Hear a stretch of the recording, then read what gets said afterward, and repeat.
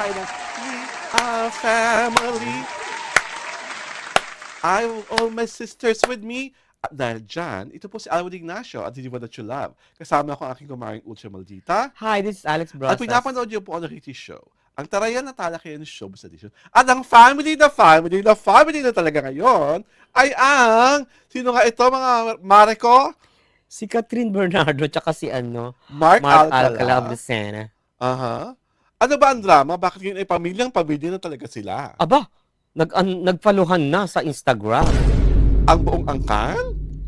Si una nagpaluhan si Mark at tsaka si Catherine. Okay. Now, Catherine's following the siblings of Mark Alcala. Okay. Pero of course, there were reports and photos before Mhm. that Catherine Mhm. is doing parang Exercises. zumba Oo. with the sisters of Of Mark. of Mark. Oh. Di ba? So And from parang the side of the Alcalas, sino nag-follow kay Catherine naman? parang yung mga sisters din. Sisters Oo. din. Parang kasi developing yung story, di ba? After the Valentine's Day, After the Valentine's Day were supposedly yung mm, pamilya ni Catherine and pamilya ni dinner, nag-meet. dinner. Oo. Ngayon, Eto na. IG followers na Oo. sila. Tapos there was even one photo or two photos which surfaced online na si Catherine at si Mark Alcala Mhm. were dining in a posh restaurant in Rockwell. Mhm. Oh. At magkatabi na ata sila sa picture. Oo, magkatabi na sila sa At walang picture. mask. At talagang silang-sila na, Oo, di ba? silang-sila na. Hindi mo na ito. Oo. Wala nang ganon. Yeah, wala na. Wala nang makakuda na Oo, parang, ito. So, the rumor is parang soft launch na ang relasyon. Which is about time. For whatever reason, di ba? Which is about time, di ba? Mm-mm. Sabi mo nga, madaliin na ang launching. Di ba? Wala pa nga tayong balita kung ano nangyari noong February 23, di ba? Dahil supposedly may announcement daw. Oo. So, wala pa naman nagli-leak. Oo. Ang lumabas lang kasi parang in-interview there was a video, in-interview si Mark Alcala about his birthday wish. Which is, anong sabi niya? Parang he was asking for better understanding. Oh, and I think also, I think in an event, parang Kat was saying na, respect my choices. Oo, sa yun, corporate, parang corporate event. parang brand parang siya brand brand renewal ambassador. ba? O, ganun. Parang ganun. Oo, parang, Kasi may drama at siya saka, na. let me make mistakes. Oo. Let me, let me get up from the mistakes. Parang Oo, ganon. oo. Yung niya. Parang she was addressing it to the fans. Oo. At saka, very grateful siya to the brands na Kung continue to entrusted, support her. na entrusted pa rin siya na Pero i-endorse. yung parang yung magkatema yung better understanding. Saka yung sana mga fans maunawaan ako, di ba?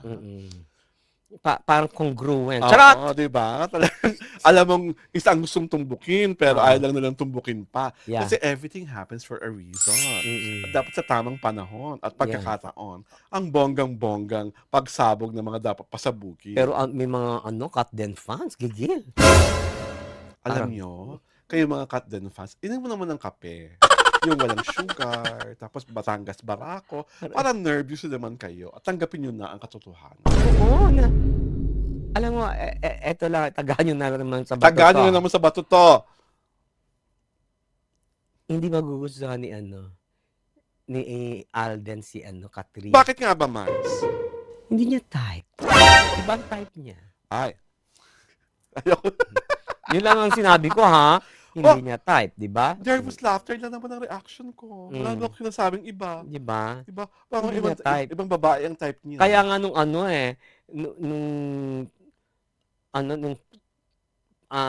promo ng movie nila na naka 1 billion, di ba? Parang laugh ako ng laugh. Well, anyhow, tapos na yan. Muna natin pag-usapan ko sino talagang type ni Alden Richards. Ang focus natin, si Mayor Alcala at si Catherine Bernardo na ilang panahon pa, On the Wings of Love na ang kakantahin. Tsaka Todo na to. Oo. Tsaka maganda, may development. Yes. Di ba? Alam mo, may pupuntahang positibo. At ang maganda Diba? yun, hindi na nila tinatago. Wala Mm. ng mga drama-drama ang mga nakita ni ganito, na nakita ni ganire, tapos wala namang resibo. Oo, tsaka yung what you see is what you get. Oo, wala ng Walang gano'n. gano'n, Oo, oo. nakikita na natin ngayon Oo, lahat, tsaka, 'di ba? from the looks of it, talagang makikita mo yung development ng kanilang ano, Mm. parang papunta na dun sa pag-amin, yung gano'n. Mm. 'Di Na ba? parang hindi i-de-deny, 'di ba? Yes. Gano'n ang lalaki Oo, dapat. hindi yung binibigyan ka ng bulaklak tapos feeling mo inutos lang naman pala kaya ka binigyan ng bulaklak, 'di Ay, may ba? gano'n Oo, ba? may gano'n. Diyos ko, Hmm, halatang-halata naman yun, eh, ay gano'n? 'di ba? Para Gam namang use me na sentence? yes, 'di ba? Ah, Nagpadala ka ng bulaklak, hindi mo nga alam kung ano yung bulaklak. ay! Kung ano yung Diyos, pinadala mong bulaklak tapos iki-claim mo ikaw ang nagbigay. ay, Ay, 'di may ba? mga gano'ng guys? Meron atang mga gano'ng guy. Kaya Hmm, hayaan na natin sila. Basta hmm, ako happy ako for Catherine that she found Mark Alcala. mm, 'Di ba? Let's put it this way, tama yung sinabi ni Catherine. Allow her to grow up, allow her to make her mistakes, allow her to be happy. mm, Because she is one girl who has really strived hard for her family. mm. Tinulungan niya, blood, sweat, and tears para umayos ang buhay niya at umayos ang buhay ng pamilya niya. Tung pakikipagrelasyon niya kay Mark is her biggest bonus. Yun, Ibigay na natin to sa kanya. at saka hindi, eh. You cannot give her her happiness. Yes. Oh, si Mark na ibibigay niya, who Mm. are you? Who Who are are we? we? 'Di ba? Oo. To ano, to question that, 'di ba? Kasi Mm. hindi naman tayong 'di ba? Oo. Oh, whatever na mangyari sa relasyon nila kung magkahiwalay man sila Mm. eventually or magkatuluyan, Mm. that should have not been our And ano. for our followers of Kitty Show, what we do here is showbiz analysis. Mm. We do not predict. We do not preempt. We just see and discuss things as the way we see them. Mm. Diba? We are not saying that ang mga opinion namin are biblical truth. Yeah. Pwede kami sumablay. Mm. Pwede kami magkamali. At kung nagkakamali naman kami, we say, nagkamali kami. Yeah. But we never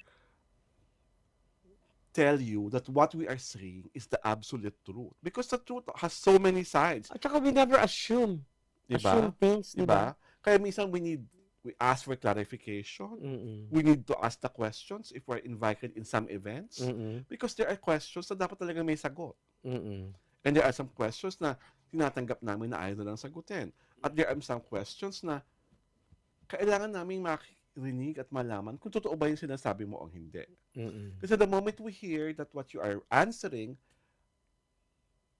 in a way, seasoned na po kami. Alam po namin kung binobola kami.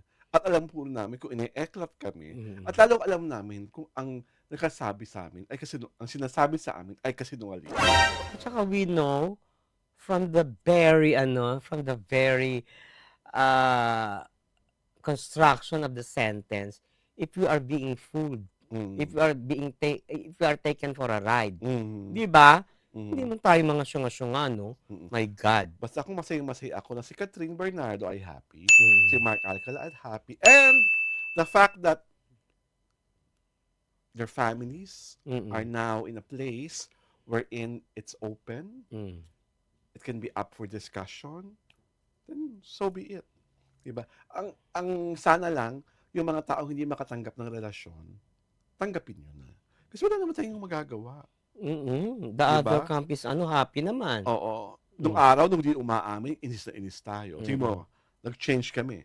Because, ngayon totoo na to, who are we to, di ba? Mm. Diba, nung araw, na-imburn na kami kasi walang resibo, Mm. sabi-sabi na ganito, sabi-sabi na ganito, Yeah. puro, everything is parang done in a clandestine manner. Eto, ayan na. Maliwanag pa sa katotohanan. At saka, they're not making people groping in the dark anymore, Mm. 'di ba? And they're not making people paasa. Mm. They're not taking us for a ride. Oo. This ride is for real. Oo, at saka talagang halata mong may sense sila as a couple. Oo. Hindi katulad ng 'di ba, ng iba na parang 'di ba parang, Diyos ko alam na alam mo naman 'di ba? Tapos Mm. parang, ay naku. Ako ang wish ko, the soonest, mangyari na yung pag-amin ng dalawa. Mm. And then the soonest, well, The better. the better. And maybe wedding bells are coming. You can never tell, right? Yeah. This is Alwad Ignacio, the diva that you love. Together with you is my kumaring Ultra Maldita. Hi, this is Alex Brosas. And you are watching the episode 1 of our season 22 of The Hitty Show. Tariana Talakayan Shubs Edition.